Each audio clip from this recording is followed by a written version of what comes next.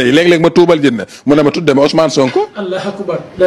Ousmane baa da ngeen xam ne ni nit ñi mel ci moom jinne yee ka raw. xaw ma jinne jaa tuubal mu ne tuddee ma Ousmane Sonko xaw ma bàyyi leen ka si bëgg am buzz rek la utiliser Ousmane Sonko bàyyi leen Ousmane Sonko mi ngeen utiliser yow ak Mara Niass ñeen a yem Ousmane Sonko ñi ko doon ñaanal si saayir ak si baatin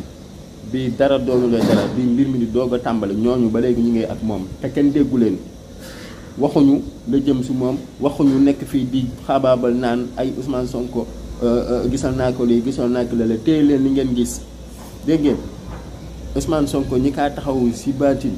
xam nañ seen boppa génn ñu wax tele jël leen téye lay seen gémmiñ yow ak Mara Niass yëpp yéen ñëpp a yem il faut ngeen arrêté dégg ngeen bu leen ñu sonal voilà